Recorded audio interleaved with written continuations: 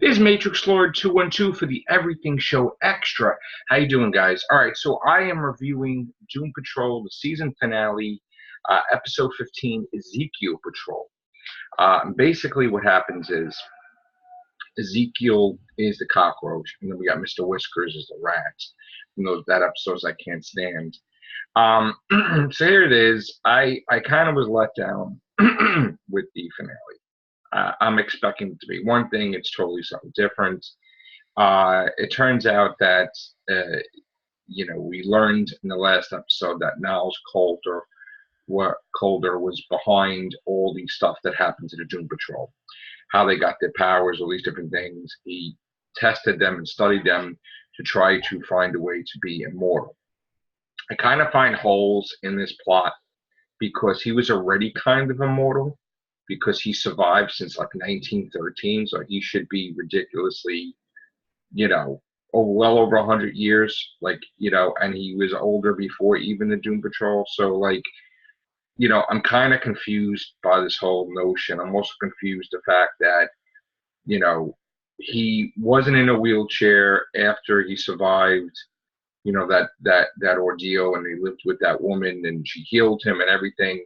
So he shouldn't be in a wheelchair. He shouldn't be that, but then he is. It doesn't make any sense to me. Still, that was never explained, I don't think. But the fact that now he's asking the Doom Patrol's help to save his daughter, who's more powerful than anything, and Mr. Nobody finds out from the beard guy, whatever, that beard master, whatever, that his kid's the most powerful, and he's been at Danny Street. Dorothy is Niles Coulter's daughter, who's been protected in Danny Street. So Mr. Nobody goes there, but before he goes there, he's like upset because he feels like he accomplished everything he needs to. He bumps into Mr. Whiskers and the Ezekiel, and they form like a team. But then when he goes to he traps Danny Street in a painting.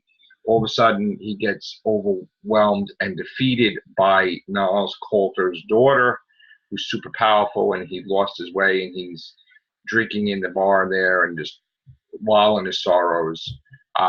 Niles, we see everybody in different time periods, which that's a little bit confusing too, that somehow they're not in 2019, they're all scattered, which I found confusing as well.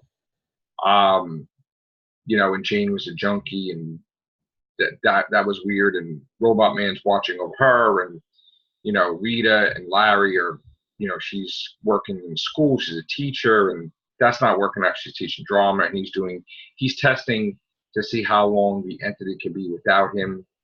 And that doesn't make any sense to me, because the entity was out of his body when he was trying to help Jane for like a whole entire episode. So that was way longer than 20 seconds. So I don't understand how, if the entity leaves him, he's like dying. That's weird to me. So there's kind of plot holes all around I'm trying to figure out. But ultimately, the Doom Patrol, they can't stand their mentor, but they want to save the daughter, and they want to save Danny the Street. So they go into the painting, and then Mr. Nobody has to help them, like read it, tries to help Mr. Nobody to be a narrator again, and they come up with a plan that, Larry's going to create, from the negative man, he's going to create this like energy thing to go back home, and they have to go inside the cockroach that will survive the radiation, and then they'll pull them through. But Robot Man Cliff gets stuck in the rat's stomach because it gets eaten, so then they have to have the rat and the cockroach kiss so he can go in. That's weird, man. I mean, I understand the whole season's weird, but it was way weird for me. The whole season, this episode was sort of a big letdown. I can understand it's weird, but like this was totally friggin' weird. Long story short, they find their way out. Like Larry, gets them, and Danny the Street is now a brick. They get out of the dead cockroach, and they're like miniaturized. So we have Jane, the daughter, who looks like Dorothy Gale, but it's Dorothy Spinner. She's supposed to have a monkey face, but they didn't show that.